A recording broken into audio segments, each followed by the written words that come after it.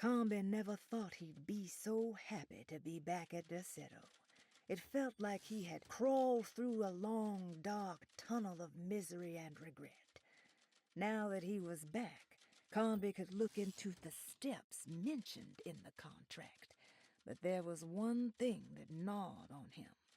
What exactly did this have to do with Dr. Gray?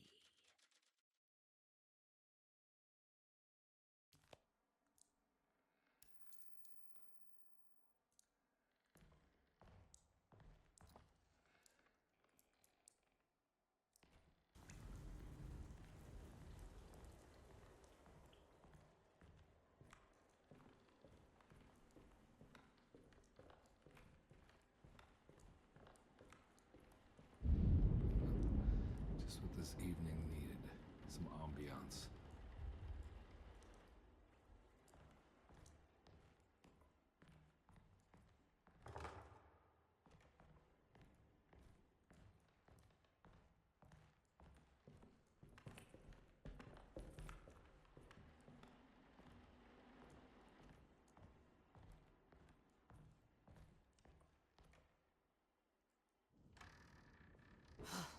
Got to be around here somewhere. He wouldn't leave this house. I don't know what to think anymore. You run into that detective fella? Who is he? Can he be trusted? I think he one of the good guys.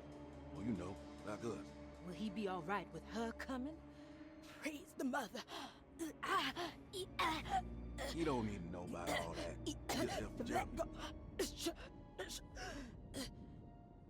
Just calm down. It ain't time yet. God, it hurts. As far as I can tell, Detective Carnby seems to be solving problems, not causing them. Just be ready in case he starts anything.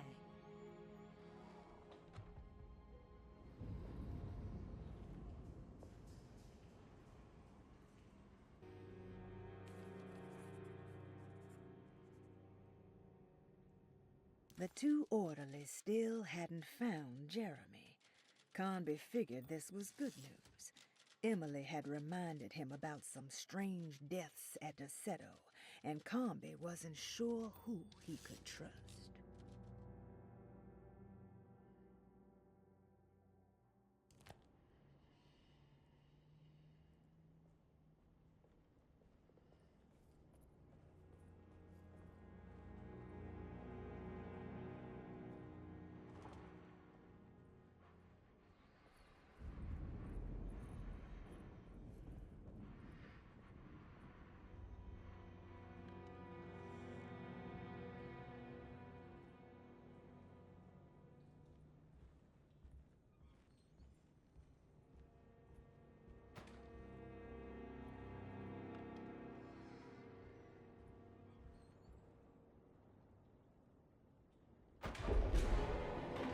Christ, what the hell was that?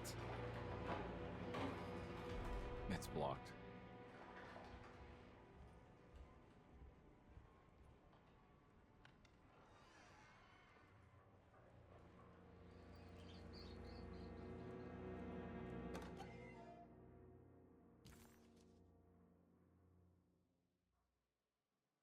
What did you expect from them? You created too much.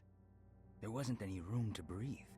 Your reification rendered all possible worlds void. You took everything they could imagine and constrained it into something that you didn't even care about. Or maybe you did.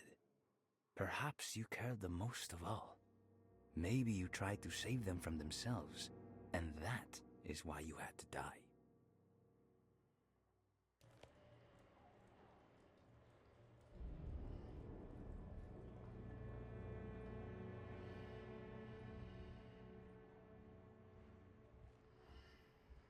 It's blocked.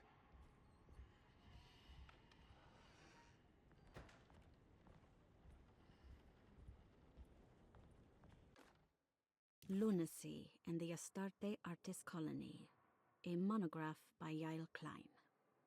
In early 1909, the old Derceto plantation outside of New Orleans was turned into an artist's colony.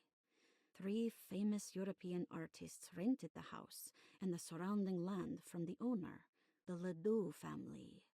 The colony was chiefly run by Sebastian Cortez, who was playfully dubbed the captain by his collaborators, William Arges and Heinrich Kassel. The colony existed for 6 years, until one day all 12 members disappeared without a trace.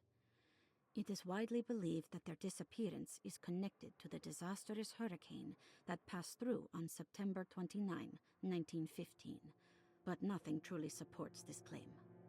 What is known is their frequent participation in New Orleans nightlife, their love for hosting parties, and their elaborate contributions to the Mardi Gras parades as the Pirates of Pontchartrain. Accounts of their lifestyle can be found in almost every gossip column. It can effectively be summed up as carefree and bohemian. In late June 1909, the name Astarte first appeared in the newspapers. Cortez said the name came to him as he was painting. There is never any claim to knowing about the ancient Phoenician fertility goddess with the same name before this time. His fellow colonist Heinrich Kassel did know, because he later produced sculptures that show clear references to ancient idols of the goddess. It's impossible to know for sure how this name suddenly made an appearance, but it is interesting because of Derceto's history. Even the name Derceto is the Greek name of a Syrian fertility goddess. In the case of naming the plantation, Derceto was certainly not an accident. We know that Elijah Pickford intended to build a temple for his cult, for he had distributed pamphlets 2 years prior to the purchase of the land, advertising his intentions. His followers were estimated to be almost 100 men and women, mostly sailors, Maroons, and Cajuns, when the plantation was built. To outsiders, Derceto registered as an ordinary slave plantation, which enabled Pickford and his flock to remain hidden for decades. The official story is that the cult lasted until 1862, when the Union Army came and burned down the plantation and scattered all who lived there.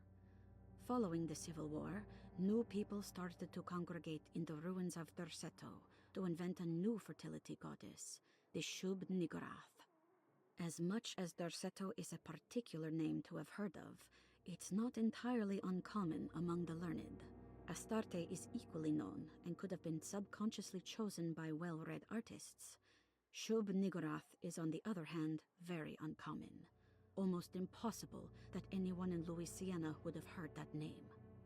The name is referenced only in rare books like Unausprechlichen Kulten and the Necronomicon, and is believed to be a bastardization of Arabic words meaning pertaining to the dark young.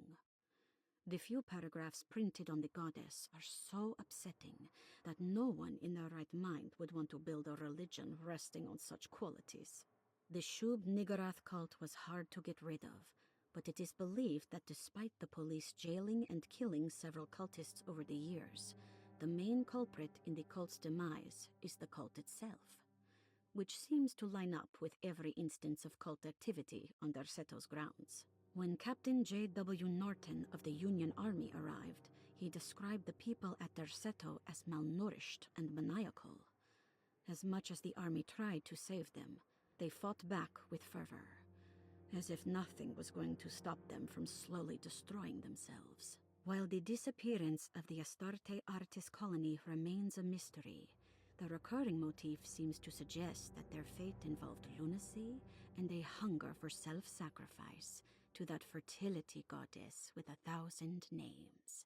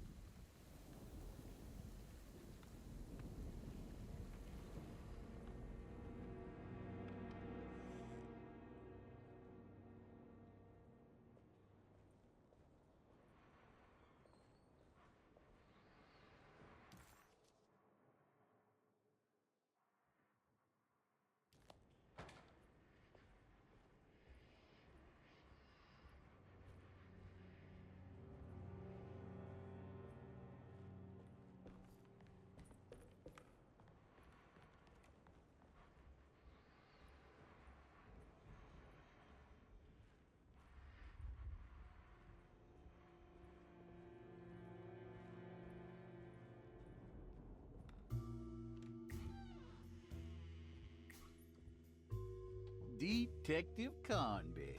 Good to see you again. Solved your case yet? I'm trying. Hey, Grace, you okay? Oh, she is just peachy, Detective. Are you looking forward to the Feast of St. John, Grace? I can't wait. Kids, ain't they great? What exactly are you planning for tonight? Oh, not much. We eat, we drink, we pay tribute to the wishing tree in the conservatory. The usual. Then why all the excitement? There is just something about tonight, something that's different. I think we all feel it. Besides, we got ourselves some new words for the prayer thanks to your buddy Jeremy. She'll come and turn the world inside out, and things will begin again. That sounds strangely threatening. You should come. Oh, God damn it, Grace. Stay put for once.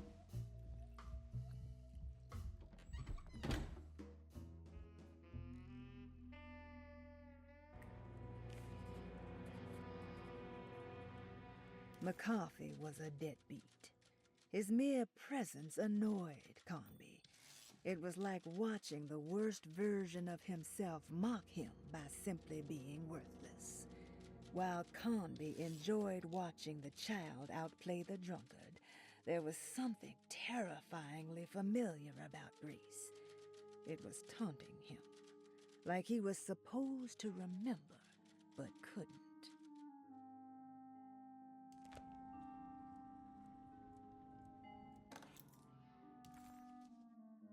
I better hold on to these. Wouldn't want them to get lost.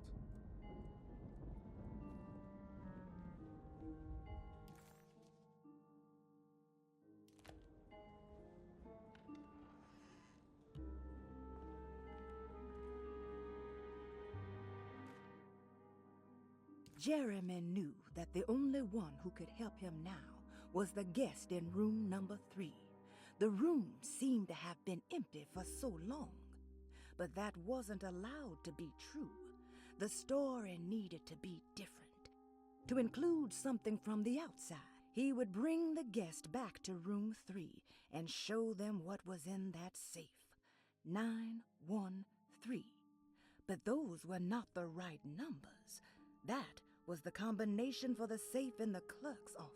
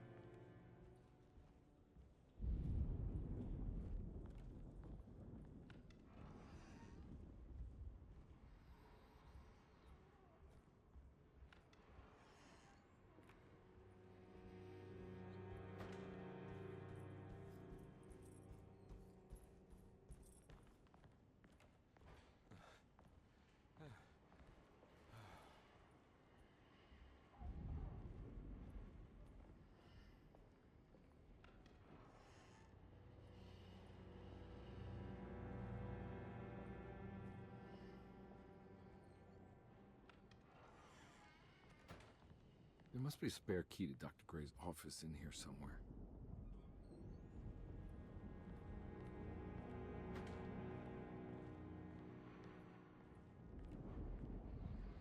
I don't have the combination for this, but maybe Jeremy did.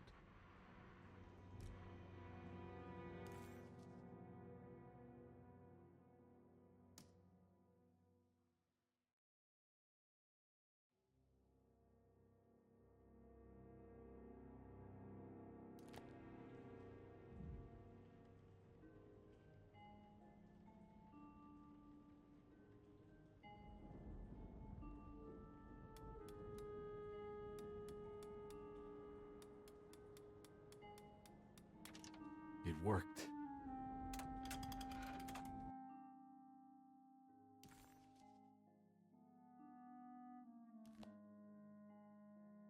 The last guest in the empty room suffered from severe maladaptation.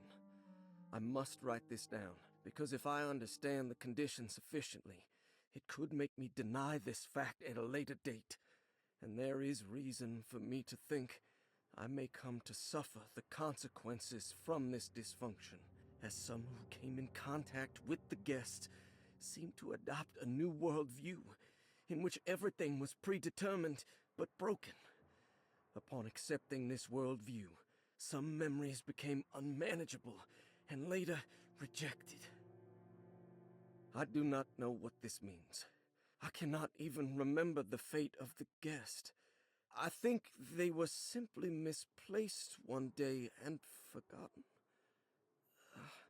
Just like all documents pertaining to this guest, they have all been destroyed, or they never existed in the first place. Who wrote this? There has never been a guest in the empty room.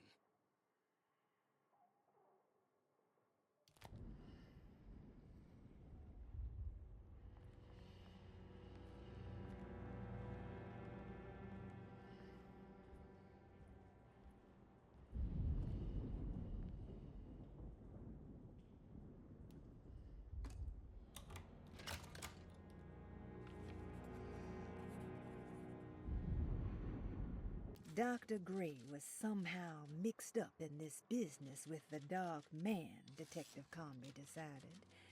He had to be. Either Dr. Gray was using the idea of the Dark Man to manipulate and torture Jeremy, or the Dark Man was an actual powerful being possessing Jeremy.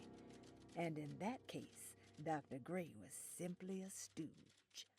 Maybe both could be true at once. Carnby felt his mind racing in all directions. No matter what, he had to find a way to break the pact. That was what Jeremy said was needed. It didn't even matter what was true or not. If Jeremy wouldn't leave Derceto before the contract was broken, then Carnby had to make it happen. He just wished the steps on the contract made a little more sense.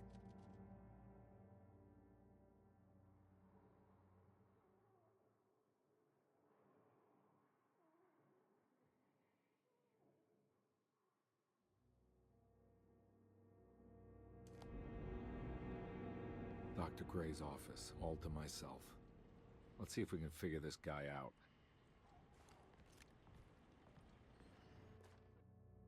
I have finished tidying up Miss Beauregard's belongings.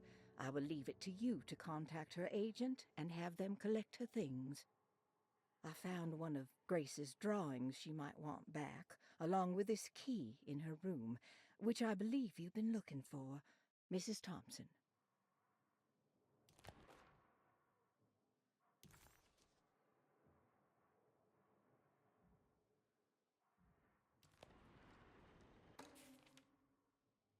This is where McCarthy has hidden my favorite young.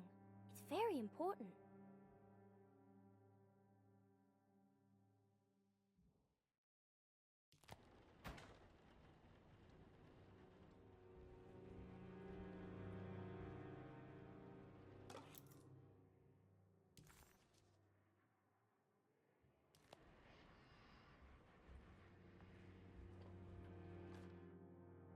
Dearest Dr. Manzetti, I find myself in a losing battle with my patient. As I've disclosed in my previous letter, his delusions have him completely captured. It's bad enough that he is torturing himself with paranoia, but his madness turns out to be quite persuasive to others, effectively laying the ground for mass delusion. I am writing to you in hope that you can give me some guidance. Beyond my ambition to avoid devastating surgery on my patient, I have grown worried about my own defenses. The words of my patient are deranged, yet they often resonate with something primitive within me. I have tried photographing his brain with X-rays. It was surprisingly difficult to get good results, dark blotches on the plates kept obscuring all details. My patient looked at the bad plates and cried out in terror, telling me the dark areas was the shadow of the worm eating him from inside. I could not see anything out of the ordinary. I hope this is a sign that my mind is not as receptive to the madness as I had feared. After further inquiry, my patient described the shadows inside his mind as some kind of chthonic monstrosity that wants to undermine his sanctuary. This is clearly a reference to a place he calls Teroea, a sort of library or convent that works as a psychological haven. With this imaginary haven threatened by this Chthonian, he has now constructed another, less pleasant hiding spot. Lately, he has been bringing up a metaphor of a steamboat that has run aground, that he feels like he needs to start the engines and reverse, but he is afraid that the hole in the hull would cause the whole ship to sink. I've been watching him turn this metaphor into reality for the last week. He knows it's made up, but he is doubling down, trying to make it a real memory. I feel certain that this is my chance to break through the barriers of his self-deceit.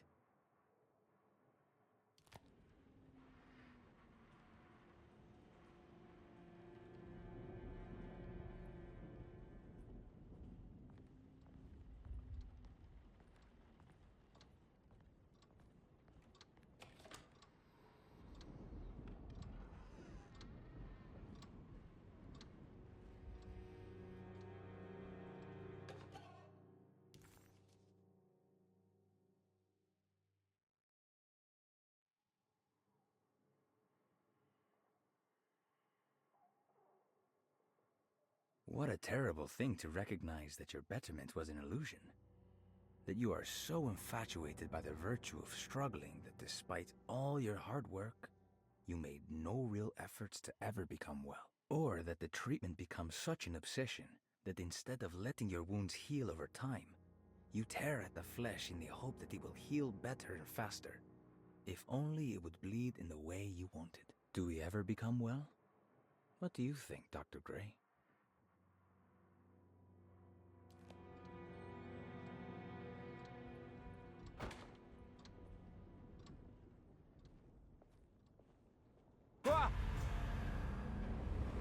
This can't be real.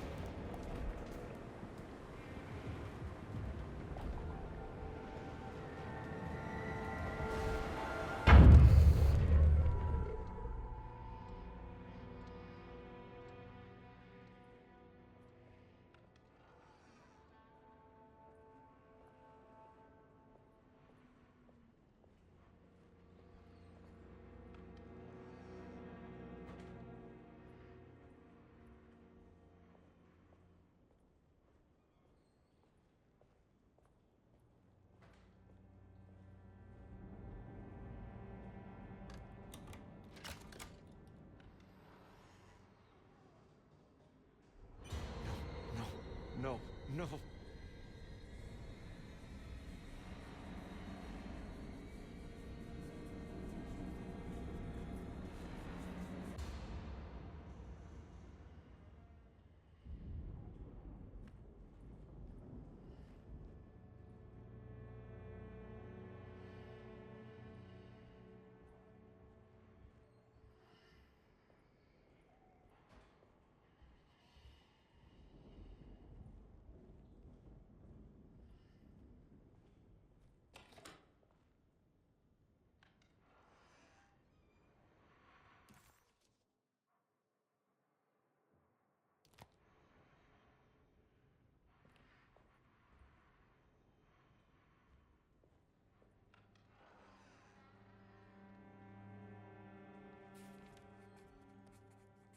This is my room.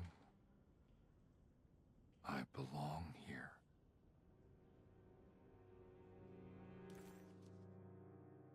The empty room always felt familiar. It had a mild fragrance of crushed leaves and wet sand that somehow convinced visitors that they belonged. It wasn't real, of course. but it was more real than many other things you could find.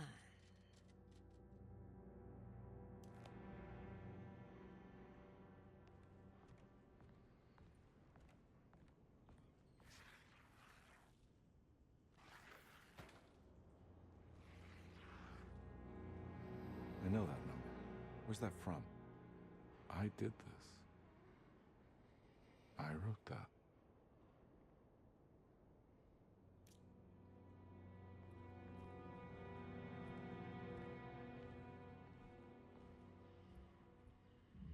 I know the combination. I carry it with me.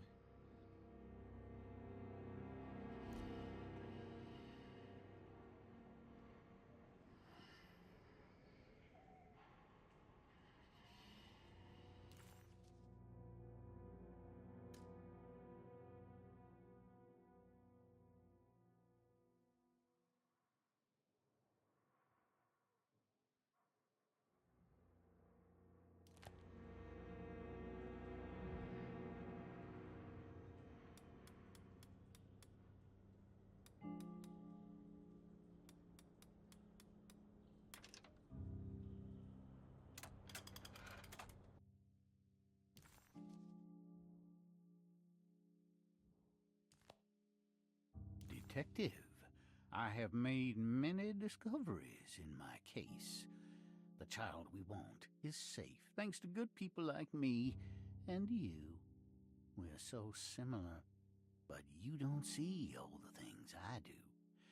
To find your man, Jeremy, you also need to look for the girl. It has always been that way. The young deliver us all. You should have a look in my room. There's a piece of the puzzle you will need. Take care now. And a coffee.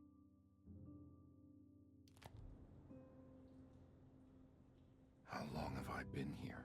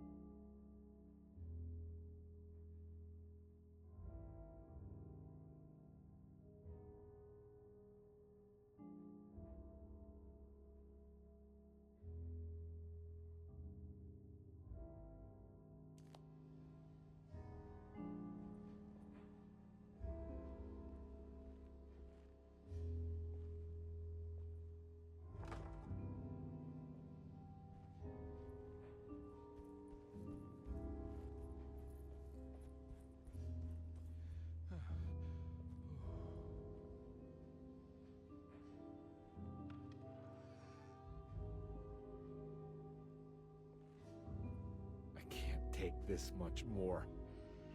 This has to end.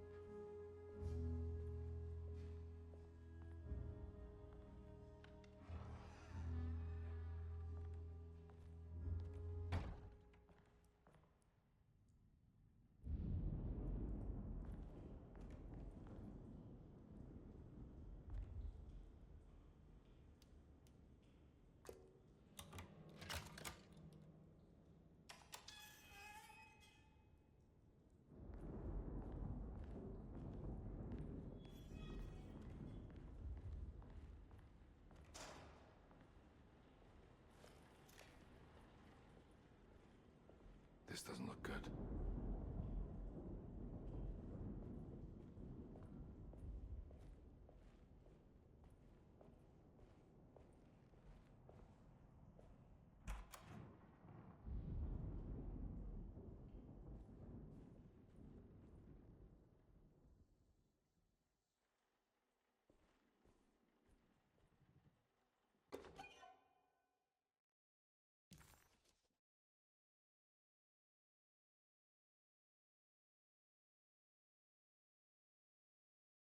Derceto stands on a breeding ground for the grotesque, a temple devoted to rebellious growth, the most ugly and cancerous side of nature. You may be able to shield your psyche for a while, but rest assured your soul will come to pray to that hideous god in time.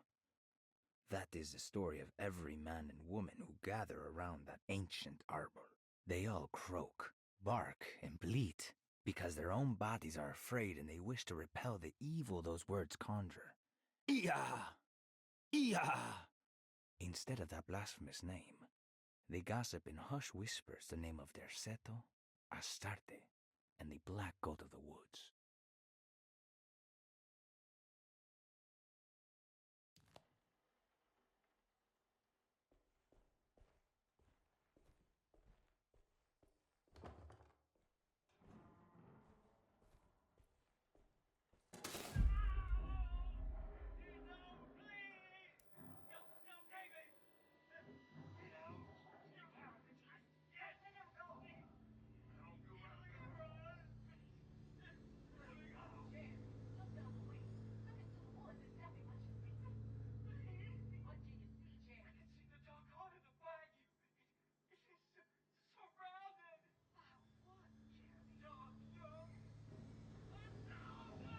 I need the key.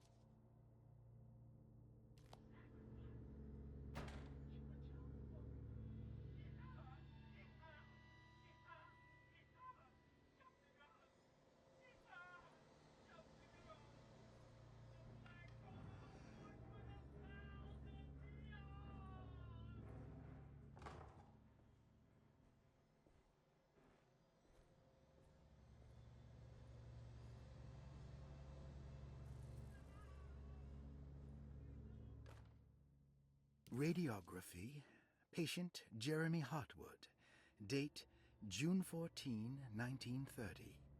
Plates.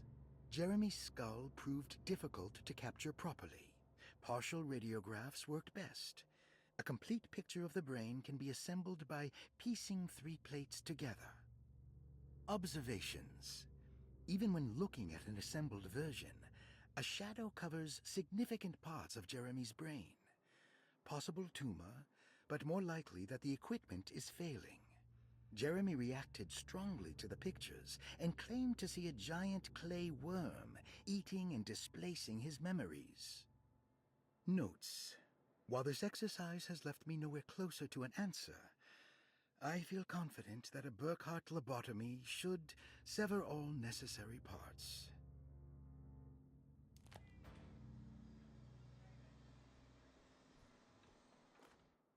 Hypothetical psychosurgery based on the ideas by Burkhardt and the St. Petersburg research could end up saving Jeremy's mind. Severing the connections around the frontal lobe would certainly solve most mental afflictions. The procedure would be brutal in performance, as well as in efficiency. An ice pick pushed through the edge of the eye and into the skull would untether the nerves like Alexander cutting the Gordian knot. as this would likely leave Jeremy in a very different condition, all other paths should first be explored. The medical instrument I would need for this lobotomy is missing, and I should have Waits order a new one.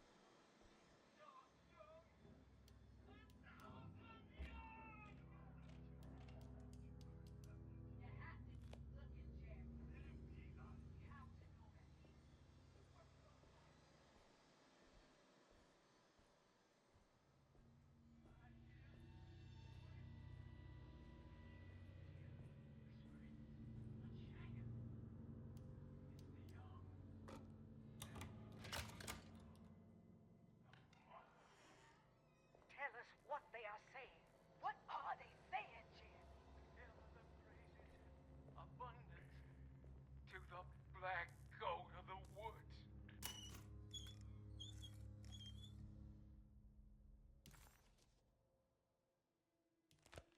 Don't mind if I do.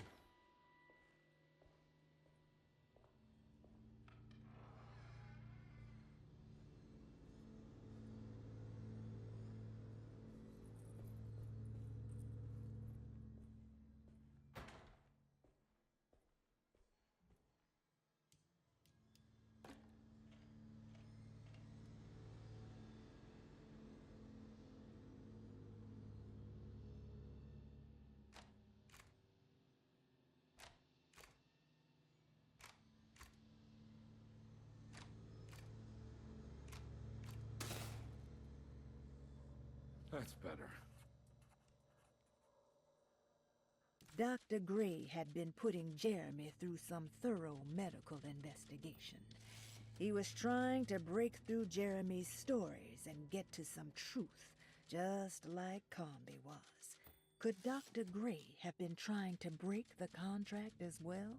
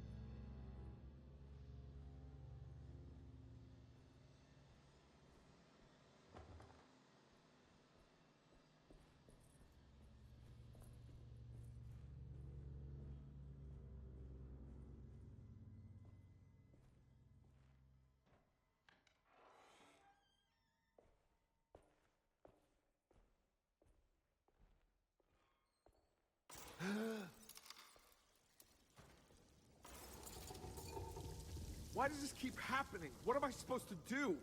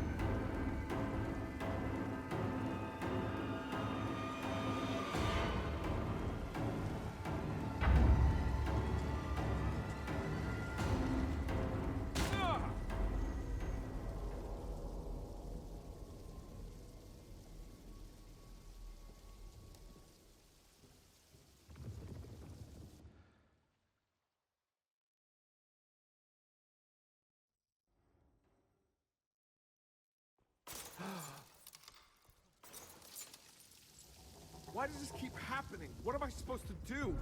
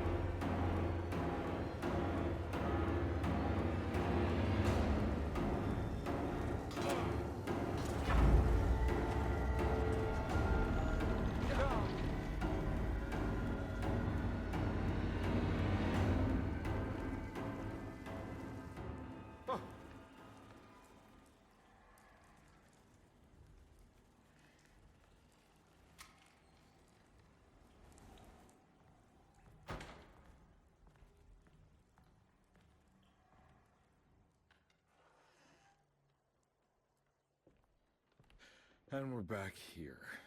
Well, perfect time to have a look around this place.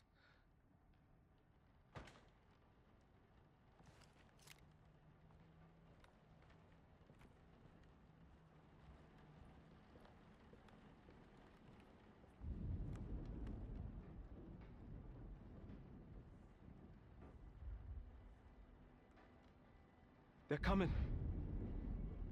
I have freed hellish forces, and now the price must be paid. The Aceto is the prey of evil. The sun has set. They will find my body, but will not have my soul. I can imagine the Master's fury and the terror in the hearts of his slaves. I hear their footsteps. Some may understand what I have done. May God forgive me. Farewell. What would happen if I refuse? Would the whole world come upon? Or would everything conspire to make a new story? Maybe one where I live.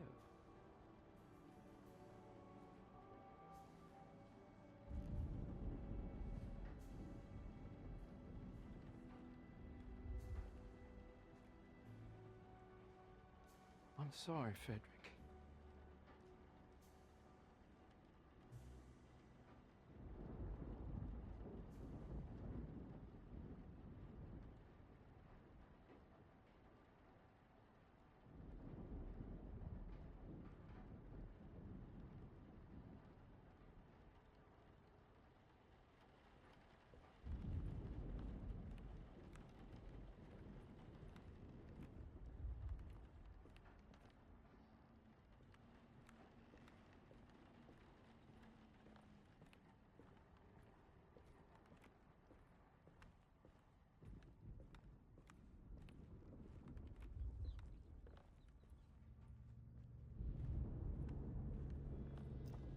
What is that?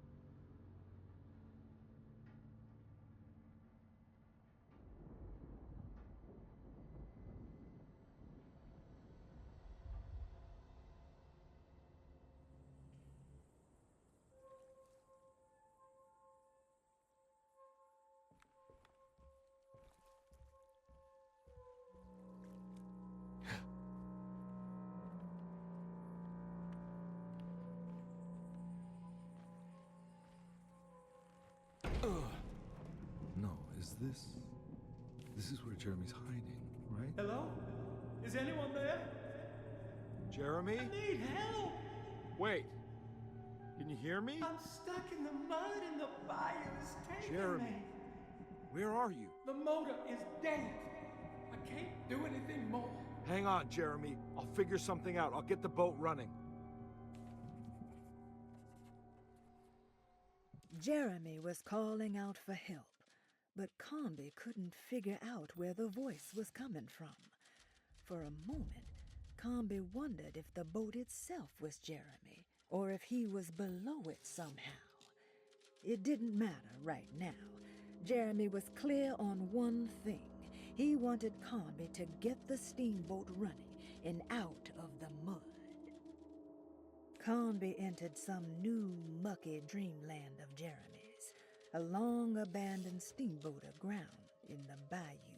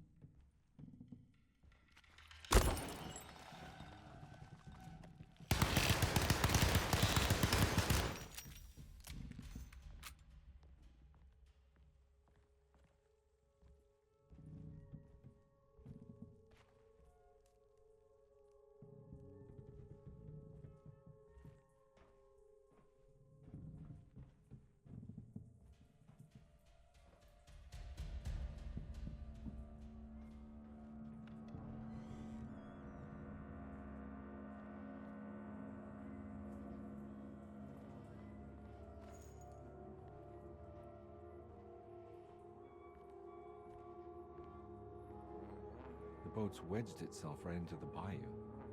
If I get the motor started, I could try reversing back into the river.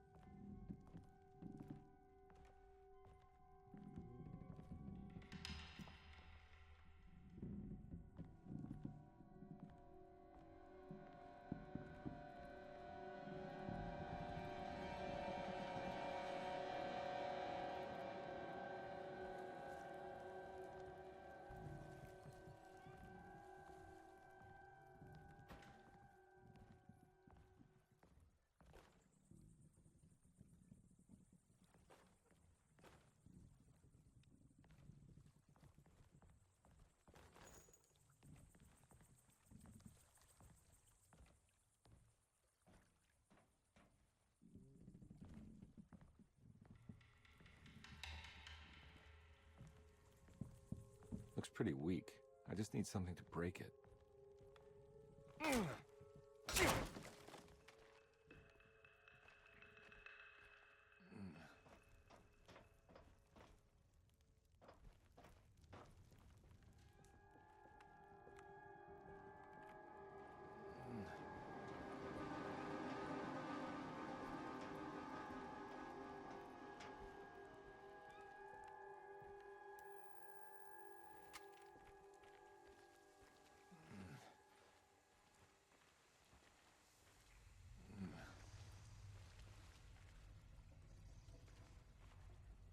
This definitely needs fuel.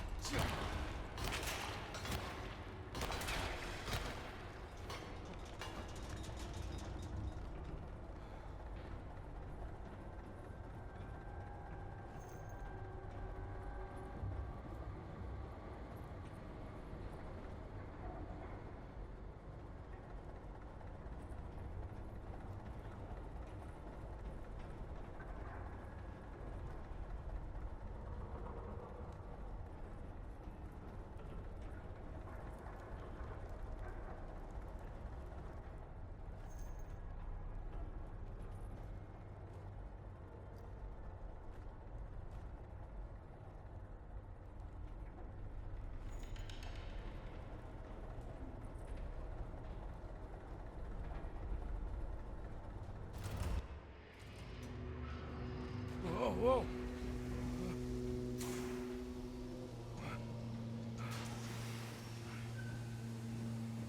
I'll try. Are you ready to tell me what happened in the attic? I put a rope around my neck, and then I strangled all life from my body. Are you under the impression? No. I was supposed to die. What does that mean? That you were supposed to die? I'm the catalyst.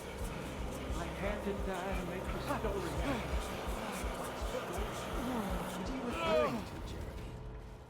30 years ago, Frederic needed me to die. You're not making any sense, Jeremy. Come back. Find your focus. Hey! I cheated everyone. I didn't play my part. Hey! I escaped Hey! my doom. My destiny. Again, find your focus. Hey, I'm right here. What the hell is going on? Now everything is wrong. Nothing is in Hey! place. I'm right here! Calm down, Mr. Carnby. What do you want? Were you not talking to Jeremy right now? I haven't seen Jeremy all day. Are you all right, Detective? No. Actually, I don't think so. Well, maybe. I'm gonna go look for Jeremy. Good. Let me know if you find him.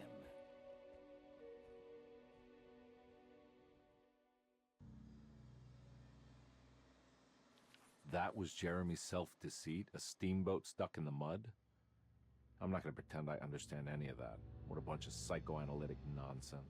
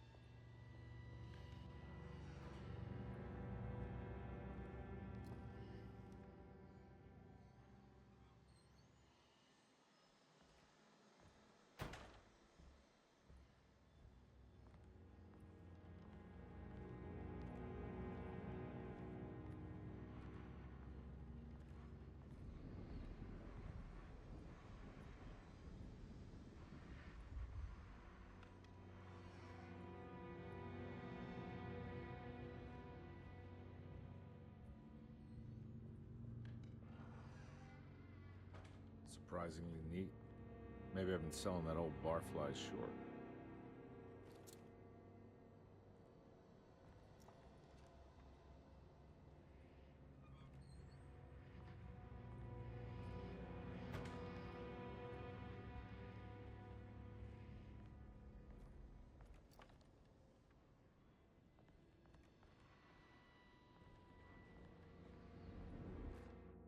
Sometimes I think this place makes me worse.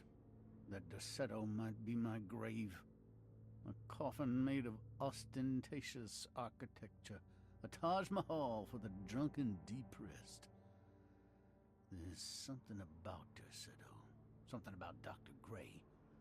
Like we all pretend that we're here to get better. When in fact we are here to be forgotten.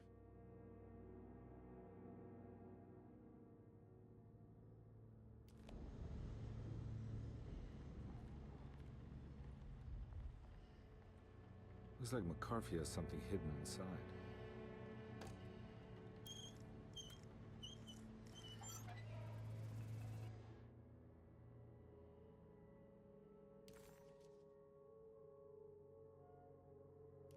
Why would McCarthy lock this up? Was he trying to keep Grace from completing the shame? If so, couldn't she have just made another drawing?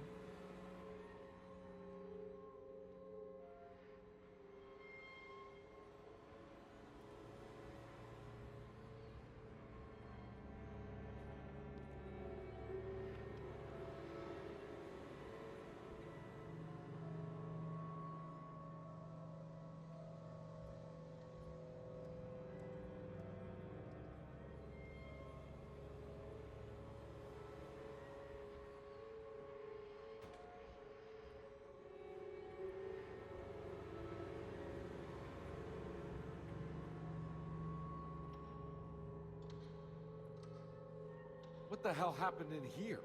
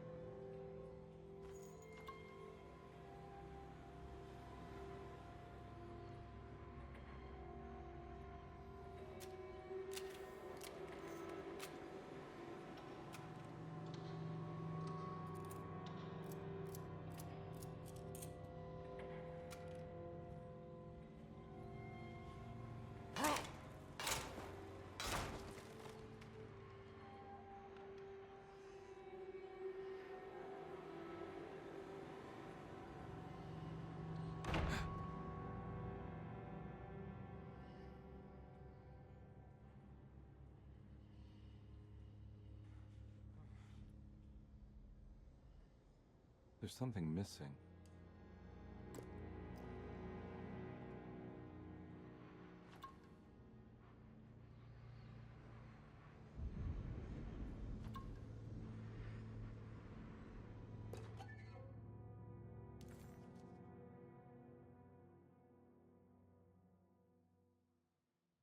The artist spent a lot of time boating on the vast Lake Pontchartrain. Poetry, painting, photography. Everything seemed to become better by the shimmering water and the opalescent sky. One night, as the sailors returned to their settle, they found a masquerade ball taking place. It must have been Perosi and Nora who invited their friends from the theater. The sailors quickly fashioned masks out of plaster of Paris and joined the festivities. They enjoyed themselves for hours before realizing time was not passing. Nor could they find their friends. As they began to worry, they demanded that the guests unmasked. But they could not, because they were not wearing any masks.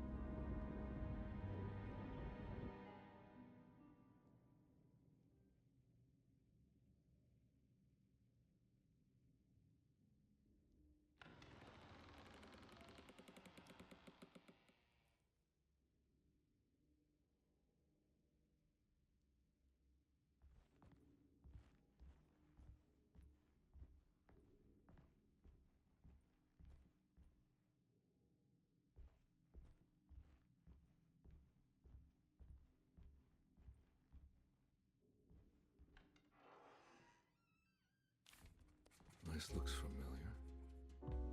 How am I back at the office? Jeremy's never been here.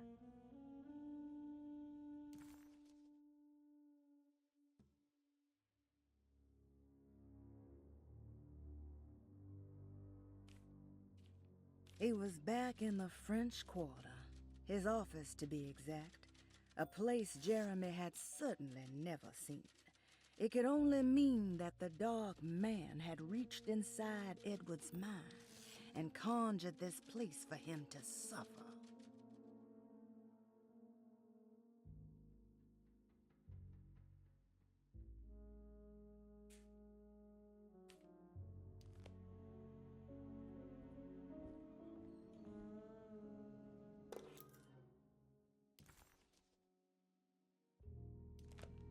That's me, isn't it?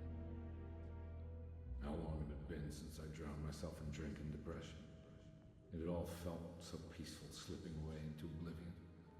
A welcoming, dark voice wrapped around my mind like a heavy blanket. It turned off suddenly as I woke up from the sound of my office door closing shut.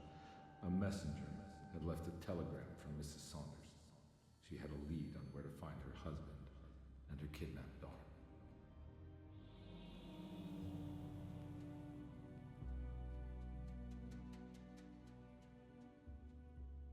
God, I used to drink so much back then.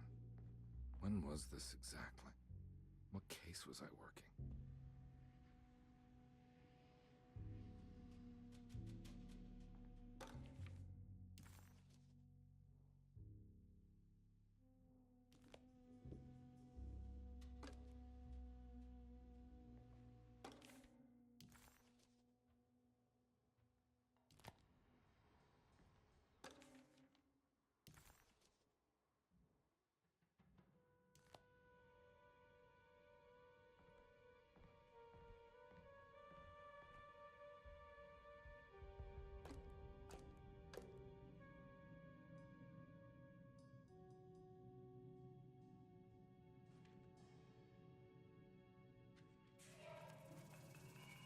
I remember this case.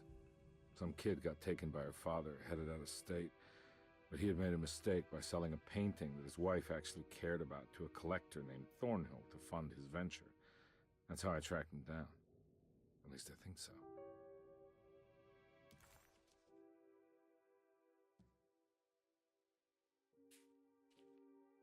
Carnby vaguely remembered the case of the missing child.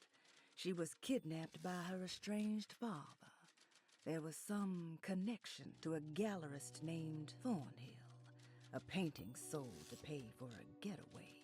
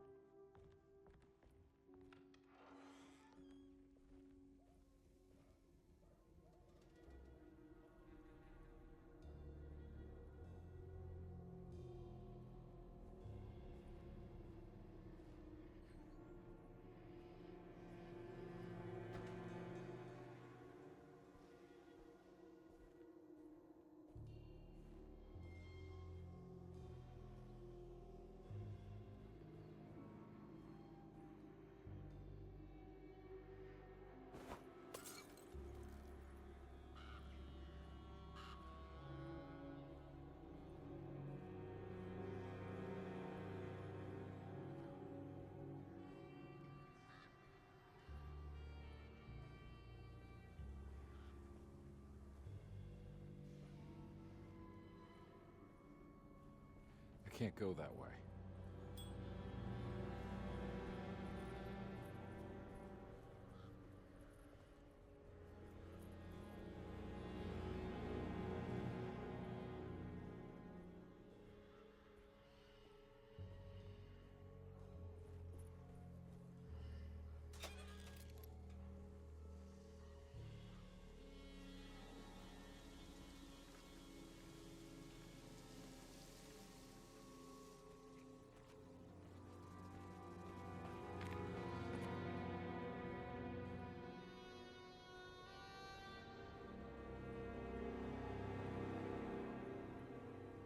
Thornhill wasn't a bad man, but he had principles keeping him from handing out information about his deals. So it needed some convincing.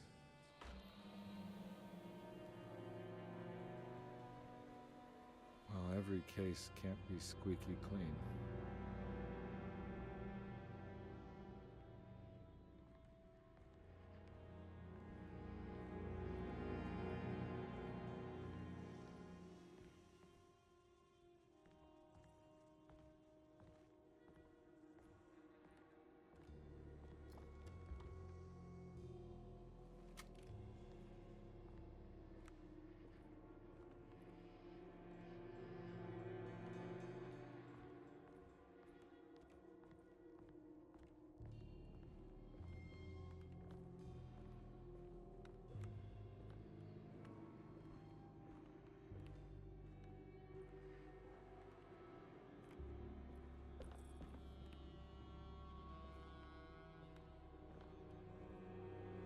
Mr. Saunders had sold a valuable painting to Thornhill, hoping the money would carry him to wherever he was going. The painting, now leaning on an easel in Thornhill's bedroom, had a certain mesmerizing gloom that seemed to call out to me, telling me I was needed for something important. I felt myself falling into the painting, only being brought back by Thornhill, thrusting an address to a Hotel St. George into my hand and asking me to get the hell out.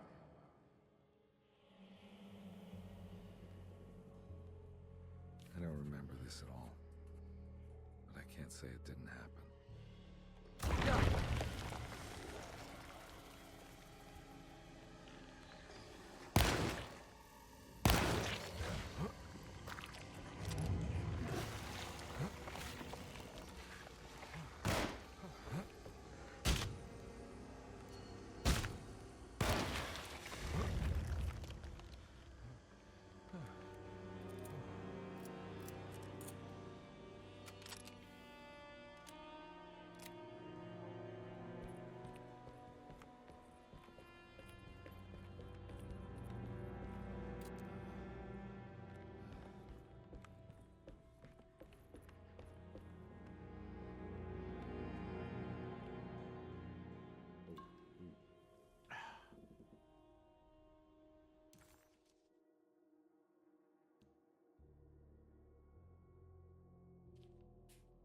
The kidnapper had sold a painting to Thornhill, the collector, to pay for a car and enough gas to get out of Louisiana.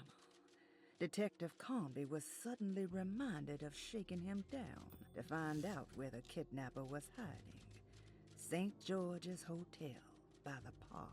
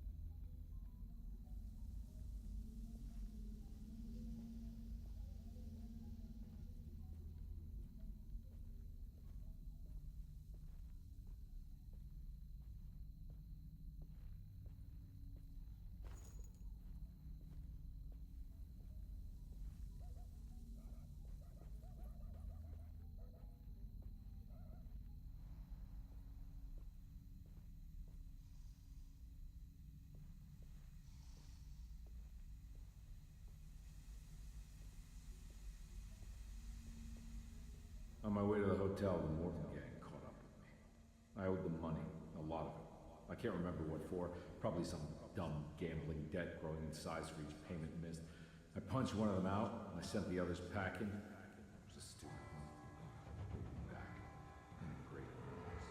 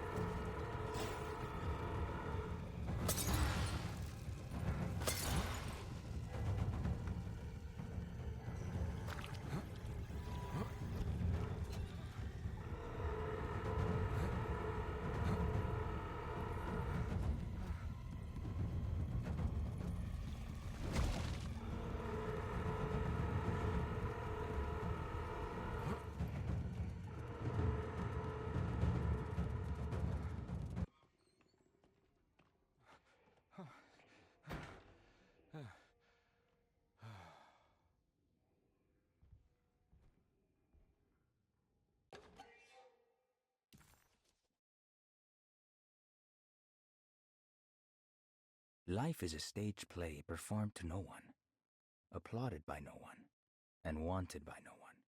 A story already written, meant to play out in one way only. I wrote my book in order to explain that there might be more to life, that free will isn't truly free unless it moves against the expected.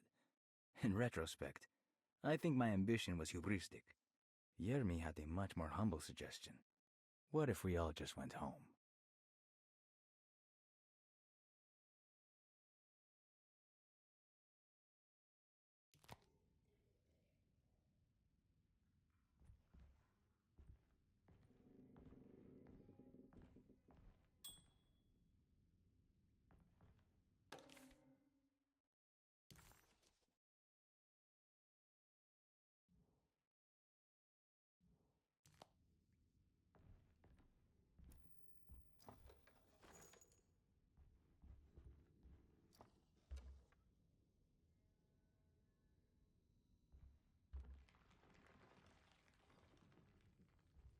I found him.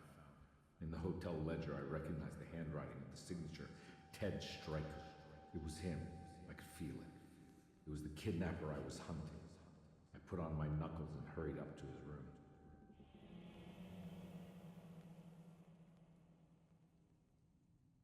Something about that name, Ted Stryker, rings a bell. Feels vaguely familiar.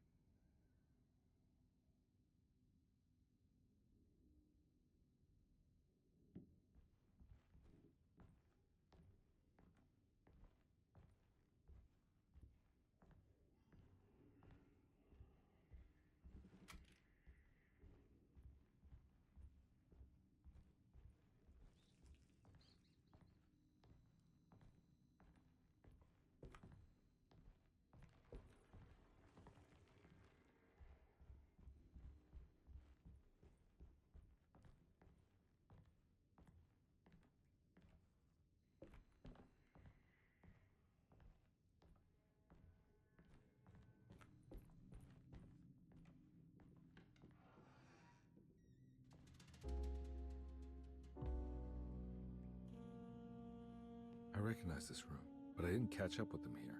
I must have followed them. But where?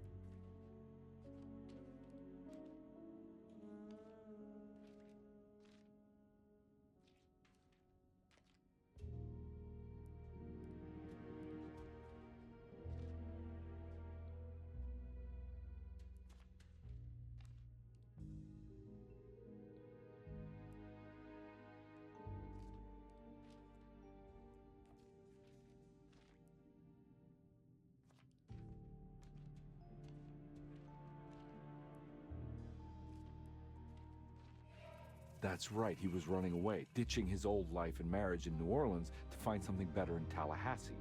And he took his daughter with him against the will of the mother. That's why she hired me. But I stopped him. I caught up with him at the Pearl River Bridge.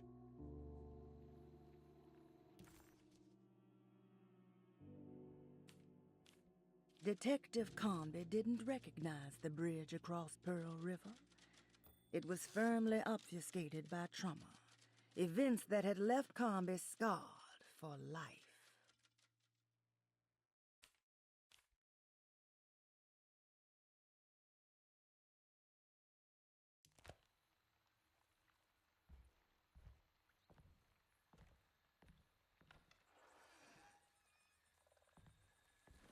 Pearl River. This is where I caught up with them.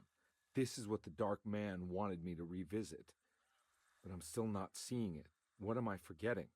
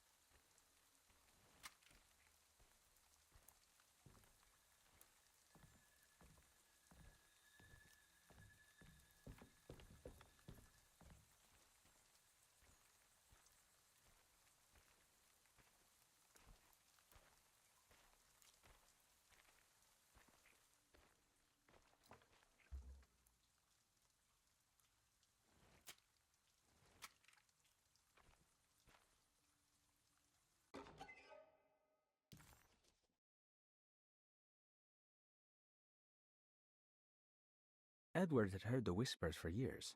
When he lived in Brooklyn, it was only on rare occasions, like when he as a child climbed that tall tree in Central Park, or when he almost drowned in the Hudson River, trying to save his despaired mother. The whispers became more common as he moved to New Orleans, but still rare enough to be ignored. Now as he walks the halls of Darceto, he knows what is calling him. He doesn't want to admit it, but the dark young in the conservatory is telling him to sacrifice the cabris and corn.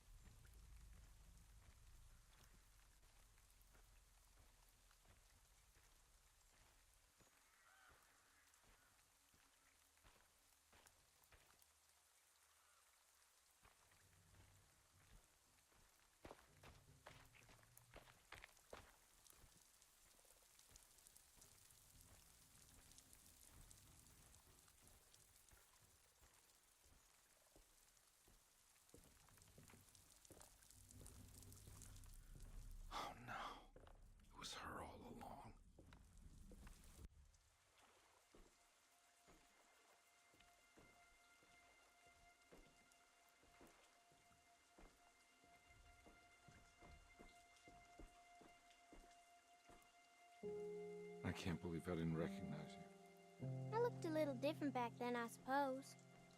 Was any of this real? How do you mean? This day, just... so much is happening. I can't... I think I've lost my head. Do you need me to apologize? I mean... I am sorry. I don't think I need to begin to explain. You're just a kid, Grace. I'm really sorry. I didn't mean for it to happen. Lies. More lies. No, really. I thought I was being a good guy by handing you over to your mother. I didn't know. I couldn't have known that she wouldn't care about you. I don't know how this works. What is this for? Some form of admission of guilt. Maybe acceptance. It's what the Dark Man wants. I guess we just watch my father die again then. You think he's alive? I know he is. He's down there, scared that he won't be able to get out. That he will drown with his daughter again. What are you saying? We gotta save him! We? Do it yourself. I'm down there with him, remember?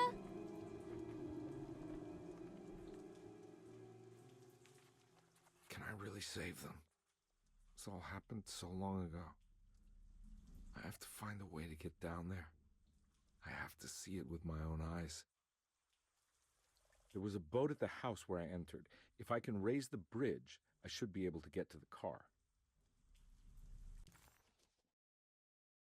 Carnby had run their car off the bridge. He pulled Grace out of the sinking car, but left her father to drown. He could have saved him.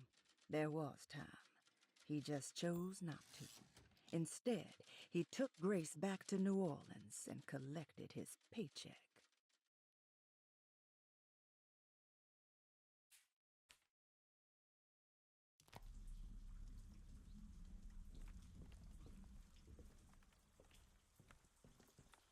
There must be a way to save you both, right? Why else would I be here?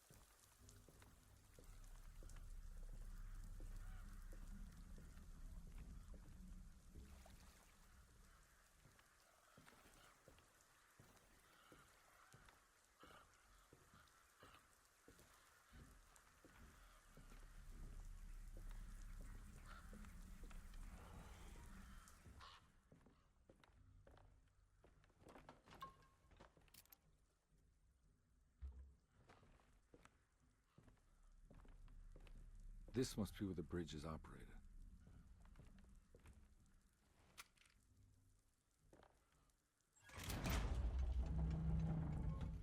Nothing's happening. It's like something's holding it back.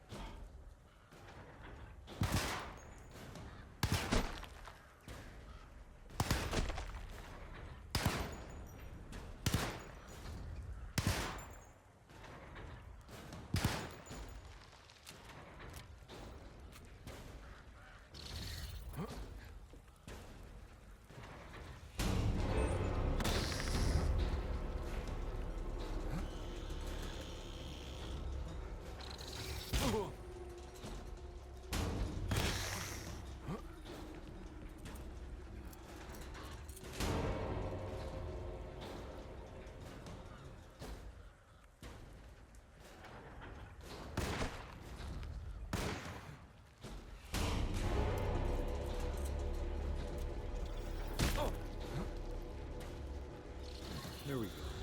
I should be able to pilot the boat.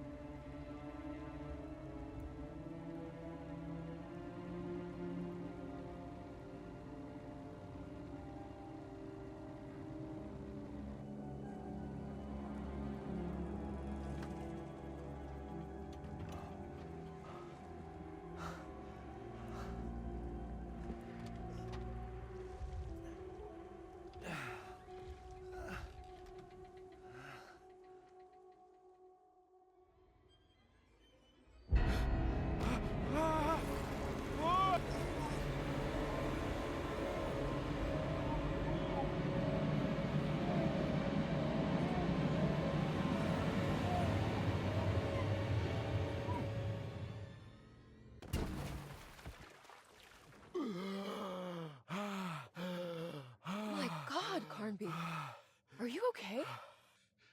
Don't leave me alone. What the hell have you been doing? What's going on here? Look at this mess! I'm sorry, Mrs. Thompson. Don't make me kick you out of this house. Now get out!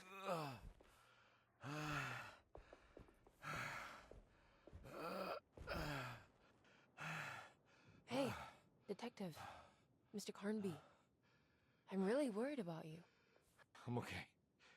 I just need to catch my breath for a moment. This place? There are some very disturbed figures around here. And I don't think it's just the patients. I've been reading some things about how Derceto has a deranging effect on people. I think it might explain things. What? Just take it easy, okay? I'm gonna go find a way into Dr. Gray's apartment. I want to know what he's hiding. Emily, don't worry. I think I'm close. I'm gonna set everything right. Just be careful.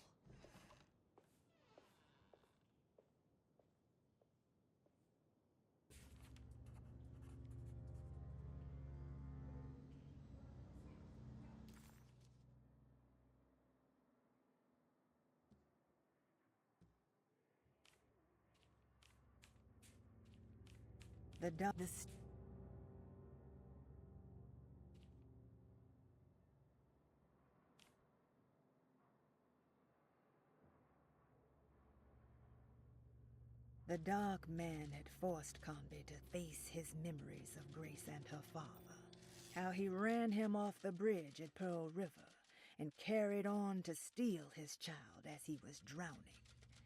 He then handed Grace off to her mother because that was the job, and you don't question the job. You take the money and get drunk. As Carnby slowly accepted his trauma, he started to wonder why it was his and not Jeremy's.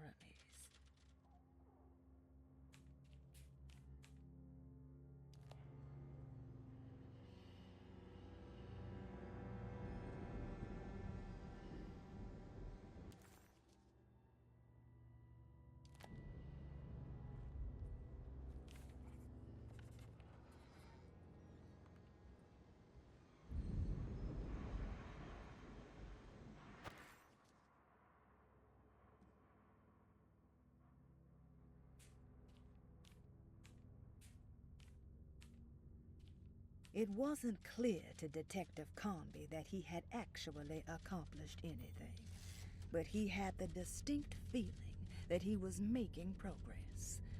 The steamboat must have been what the self-deceit was referring to, and clearly the business with Grace was psychological trauma. Out of the 3 steps on the dark man's contract, only one thing seemed to remain: temper-manic behavior. Carnby was getting sick of guessing. It was time to pay Dr. Gray a visit in his apartment.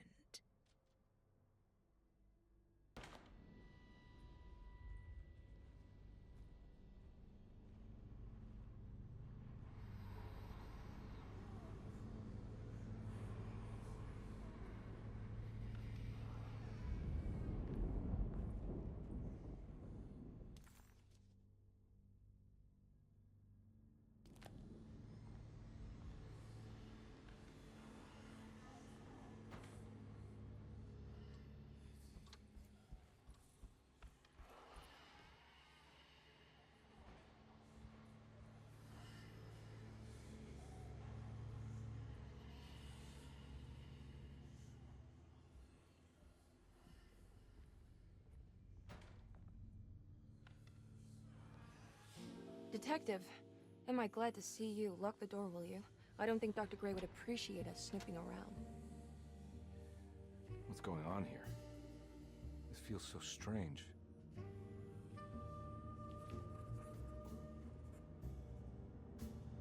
Detective Carnby felt removed from himself, like driving drunk.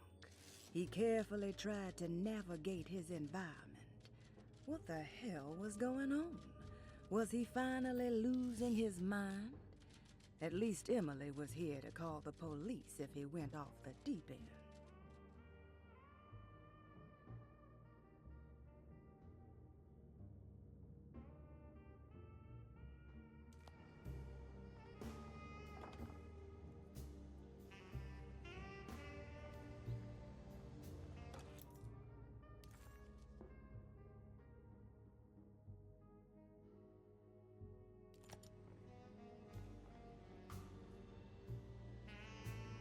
a book missing.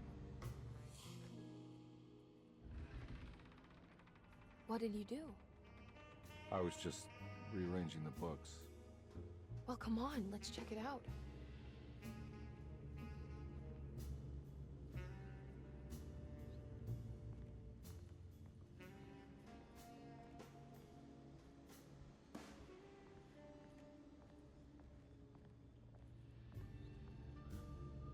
I think I'm beginning to understand. Dr. Gray is dealing with some kind of mass delusion.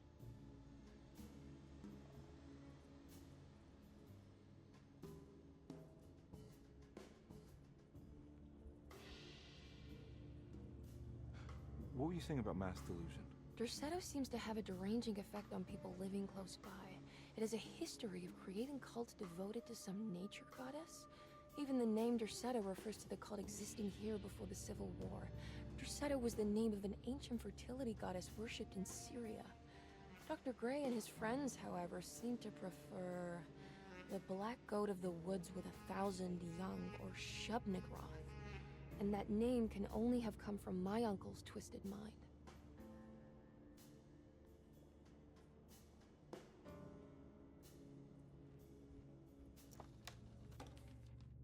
Good to finally meet you, Mr. Hartwood. I'm here on the behalf of your brother Philip. You were expecting me, weren't you? Yes. You're from Derceto, no? That's right. I just wanted to ask you a few questions to see if there is anything I can do to help you and your family. Okay. I understand you're full of imagination. You make up a lot of things. I suppose. And you obsess over them, blurring reality and fiction. Sometimes. Do you want to tell me about the Dark Man? No. No, I don't. That's all right. Perhaps there is something else you can tell me. Something you know to be made up, but you hold dear. Juan? John? Who's John? No. Juan Luis Jorge. Oh, wait there a moment. Here, take a look. Is he... Oh, he is the author.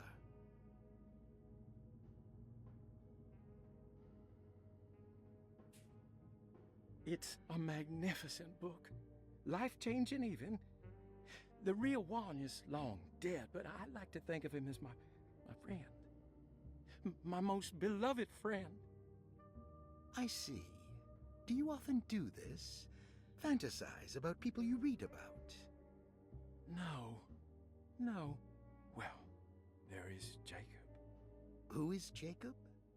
Turn to the last page. Oh, it's a newspaper article. The Prisoner of Ice, Jacob van Ostad. Is he also your beloved friend? Oh, no, Doctor. Not at all. He is the fire that fights fire. Yes, I think it's clear your overstimulated imagination, this mania, needs to be tempered for you to live a normal life. I know your family calls it the Hartwood curse, but I want you to know that there is nothing supernatural about your condition. It's all inside your head. And with that, I'm very qualified to deal with. In time, you will be cured. In time. Yes, in time we will exorcise all your demons, all the dark men. Yeah! Please, Mr. Hartwood, calm yourself. What happened? Oh, don't you worry your little head about it, Miss Hartwood. Your uncle and I just had our first breakthrough.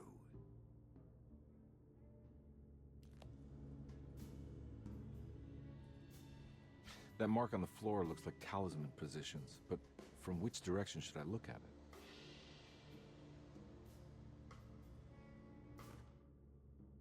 The Snake Dagger, a monograph by Yael Klein. In Ludwig Prin's book on pagan rituals called The Mystery of the Grave, as translated by Nicholas Vachy, there are several references to a sacrificial dagger called the Snake Dagger. It has long been thought of as a poor translation of the original text. that it would be more appropriate with worm dagger from the Latin vermis cultrum. This seems natural following the recent consensus that the original title of Prin's book, De Vermis Mysteris, should literally translate to the mystery of the worm. However, this would take away from Vahi's great effort at translating the underlying meaning of the words and revealing several cultural beliefs. While Prin certainly was using the term worm as a symbol or synecdoche for death and the dead, which is made clear by the contents of the book, in the case of the dagger, we shouldn't be too hasty to dismiss his translation. Reading through Vahi's correspondence with his patron, it appears that he had more than just the Latin text at his disposal. Vahi had dug up Prin's living relatives and uncovered several cross-referenced historical texts and an actual snake dagger. The dagger was dated to the early Middle Kingdom of Egypt and had such a clear shape of a wave that Vahi considered calling it the sinusoidal blade. Knowing the full story, it seems prudent that he chose to translate it as snake and not worm. There are several reasons why this choice of word helps us understand the pagans that Prin's book attempts to describe. The symbolic value of the shape becomes more apparent when reading about the use for the dagger. In the passage of possession and exorcism, we find the snake dagger poisons the poisoner within the victim and is therefore pacified. Where the literal text would tell us that the worm dagger trumps the demon possessing the victim, it tells us nothing of their reasoning, only that somehow this dagger wins against the demon, like it had the better hand in poker. Vahi's translation allows us to follow the underlying logic to the ritual magic that is being performed. Poison the poisoner sounds like fighting fire with fire. That to hurt the demon possessing its victim, the priests would have to fight back with a power that is known to the evil they are fighting. The snake dagger is therefore not only a good way to describe its form, but it also helps us understand how it could be thought of as a useful tool for exorcism. Finally, it also helps us understand their relationship to lunacy, that it was thought of as something poisoning the mind rather than controlling it. What is also interesting to note is that the possessed are always considered poisoned in their head and not their heart. The snake dagger always went to the eye of the possessed, leaving them partially blind, if they had the good luck to survive.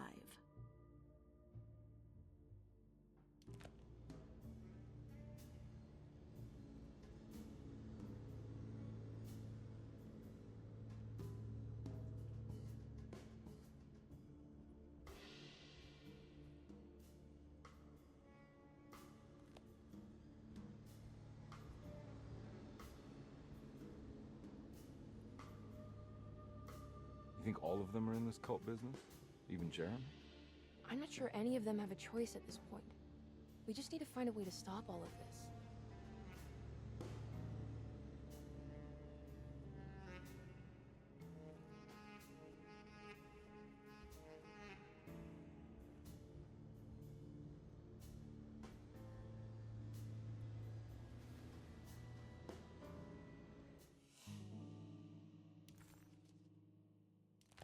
Huh. Has that been there this whole time?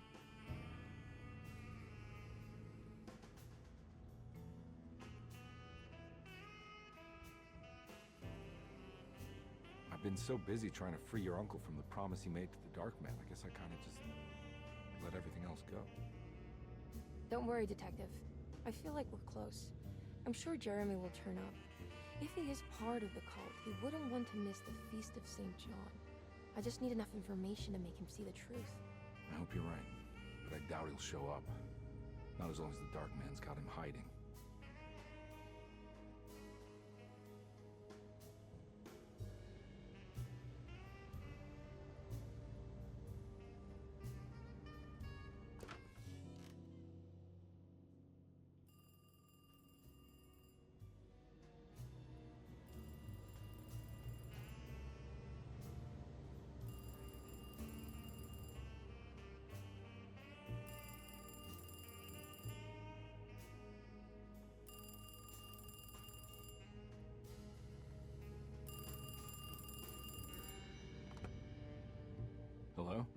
Detective Carnby. Who is this? Jeremy? Jeremy is with the Dark Man. You can't save him. Well, I've done everything he wanted so far, and there's just one more thing on the list. I expect him to keep his promise and return Jeremy unharmed. Get out, Detective, while you still can.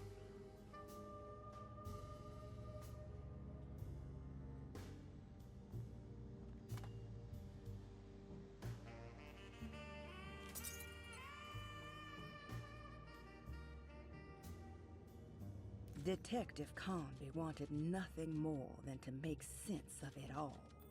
But clearly, that was not in the cards right now.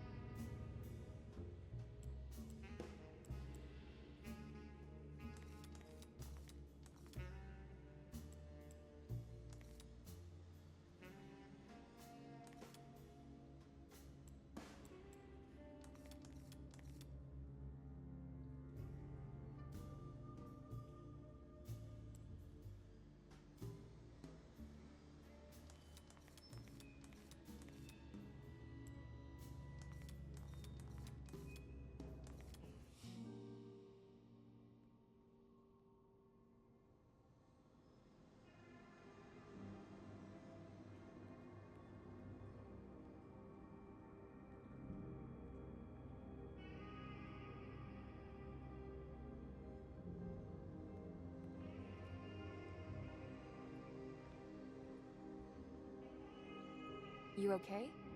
You look a little frazzled. Just stupid telephone.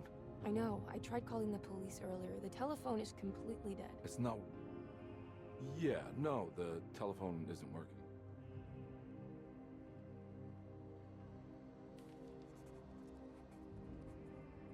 Detective Carnby was worried Emily could tell, that she could see the madness written on his face. But what if he was the only one seeing the truth? Could that still be the case? If only he could find evidence that would make her understand that he had seen beyond the veil, or at least something that would show her he was worth the money she was paying him.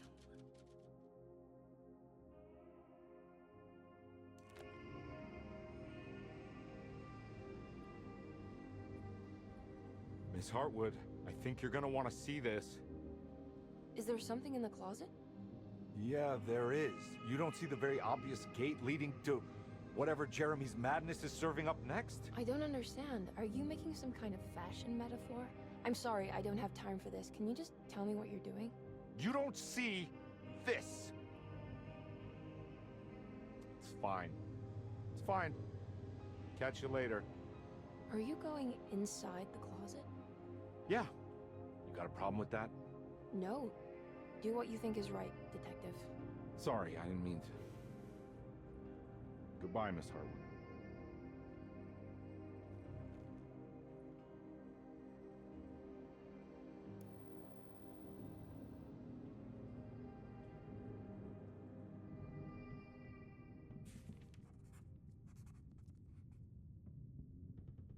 Disheartened by his failure to make Emily understand what he was doing, Detective Carnby actually felt better seeing the frozen hell before him.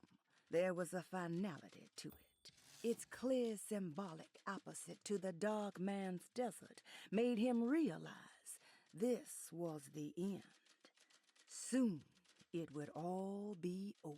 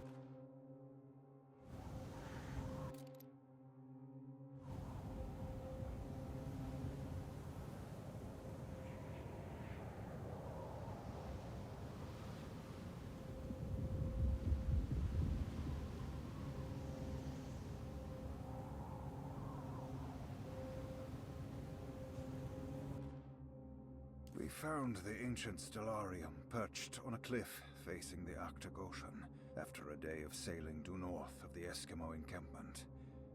Jacob van Oostad was our most keen member of the expedition. He had been chasing down the source of a peculiar type of crystallized metal present in several sacred items among the natives on the northeast coast of Greenland. The site was a remarkable find for any explorer, and we were all enraptured in our search for enlightenment and meaning. The surviving architecture seemed almost unearthly in origin and astonishingly sophisticated. The metal Jacob was searching for was abundant, almost ubiquitous. We were so taken by our find that we were surprised by the sun falling below the horizon. As we quickly picked up our gear, ready to head back to our camp, Jacob van Oostad declared that he wanted to stay. He was adamant. We begged him to reconsider. The night would be getting colder by the hour, and we feared for all our safety. Jacob refused, threatening us with violence if we wouldn't leave him alone.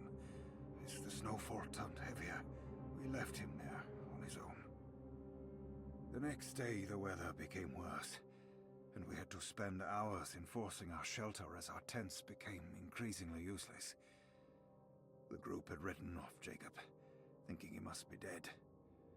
I had an urge to make one final attempt to save him, so I headed out as darkness fell with a handful of flares and headed toward the coast and up the climb towards the stellarium.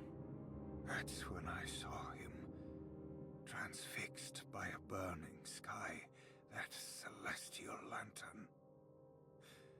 Jacob keeled over and let out a painful shriek that struck me with such fear and pity. He was crying in agony, for the cold weather had ravaged his flesh. I called out to him, and he turned to face me. His vacant stare held me in place like a needle through a butterfly, and he said, "You must leave now, Herstan. Go, and never come back." And so I left.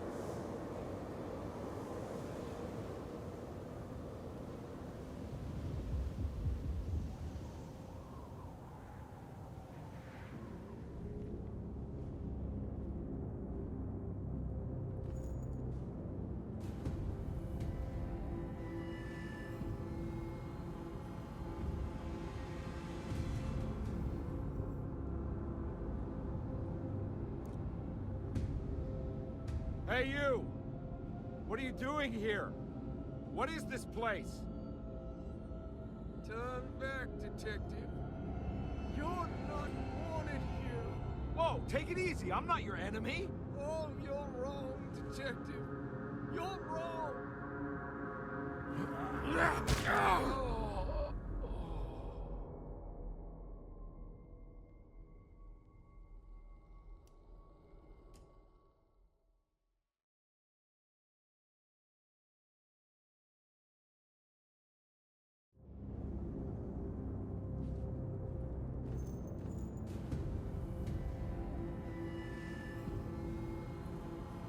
Hey, you! What are you doing here? What is this place? Turn back, detective. You're not wanted here. Whoa, take it easy. I'm not your enemy. Oh, you're wrong, detective. You're wrong.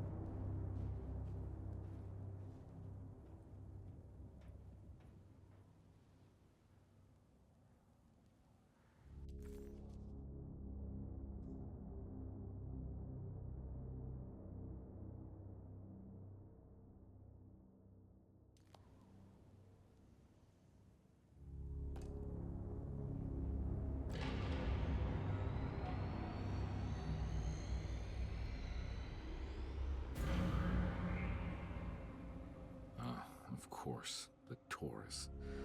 I figured you wouldn't want your stars aligned, Jeremy, or maybe that is what you need to temper that mania of yours.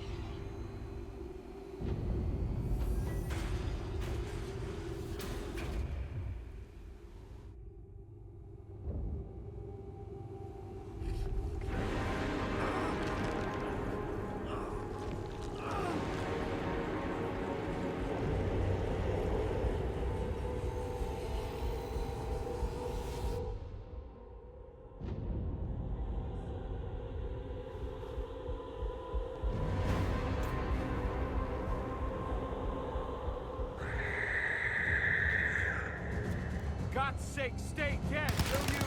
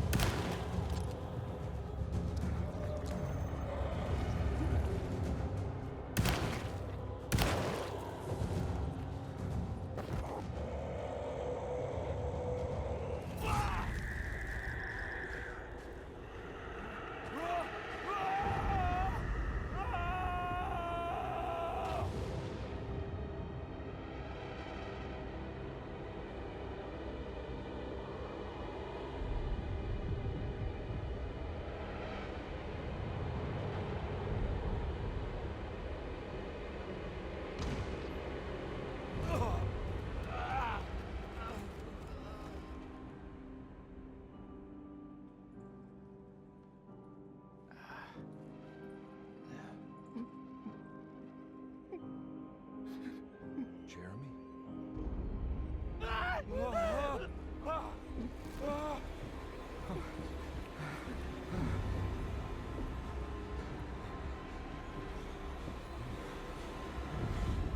did everything! Aren't you happy? Stupid charlatan! What more do you want from me? You want me to lose my mind?